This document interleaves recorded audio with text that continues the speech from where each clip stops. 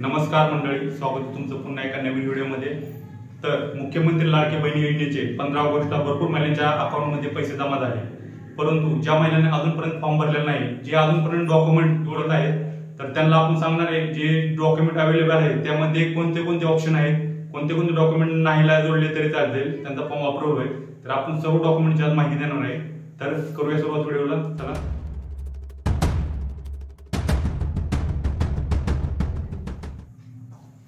मुख्यमंत्री माझी लाडकी बहीण योजना आवश्यक कागदपत्रे सर्वात प्रथम आहे आधार कार्ड प्रमाणे अर्जामध्ये फॉर्म भरताना नाव नमूद करायचे आहे। 2 नंबर आहे आदिवासी प्रमाणपत्र उपलब्ध नसेल तर महिलेचे 15 वर्षापूर्वीचे रेशन कार्ड किंवा 15 वर्षापूर्वीचे मतदान ओळखपत्र ते पण नसेल तर जन्म प्रमाणपत्र किंवा शाळा सोडल्याचा दाखला यापैकी कोणते एक डॉक्युमेंट असेल तरी पण तुम्ही फॉर्म भरू शकता।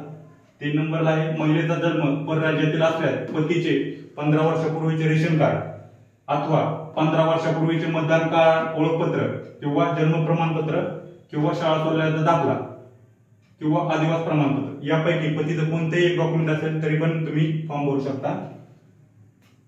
4 नंबरला आहे वार्षिक उत्पन्न 2,50,000 पेक्षा कमी असणे, तुमचं उत्पन्नाचा दाखला 50,000 पेक्षा कमी असलं पाहिजे किंवा पिवळी अथवा केशरी शिधापत्रिका असल्यास उत्पन्न प्रमाणपत्राची आवश्यकता नाही। जर तुमच्याकडे पिवळं किंवा केशरी रेशन कार्ड असेल तर तुम्हाला उत्पन्न दाखल्याची गरज नाहीये।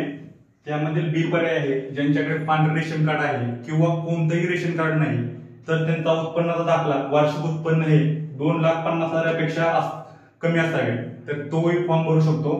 आणि 5 नंबरला आहे नवविवाहितेच्या बाबतीत रेशन कार्डवर तिच्या नावाची नोंद नसल्यास विवाह प्रमाणपत्र असलेल्या अशा नवविवाहितेच्या पतीचे रेशन कार्ड हे उत्पन्नाचा दाखला म्हणून ग्राह्य धरले जाईल। आणि 6 नंबरला आहे बँके खाते तपशील, म्हणजे ज्या महिलेचं फॉर्म भरायचा आहे त्या महिलेचं बँकेमध्ये अकाउंट असणे गरजेचे आहे, ते पण आधारला लिंक असावं।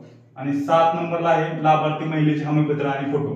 हमीपत्र तुम्हाला माझी लाडकी बहीण योजनेच्या साईटवरती भेटेल आणि ते हमीपत्र भरून ते अपलोड करायचं आहे आणि त्याबरोबर महिलेचा एक लाईव्ह फोटो तुम्हाला तिथं भरावा लागेल। तर एवढे सगळे डॉक्युमेंट असतील किंवा ह्याला जो पर्याय दिलाय ते डॉक्युमेंट असतील तरी पण महिला डॉक्युमेंट असतील तर तुम्ही लाडकी बहीण योजनेचा फॉर्म भरून त्याचा लाभ घेऊ शकता। धन्यवाद। भेटूया नेक्स्ट व्हिडिओमध्ये।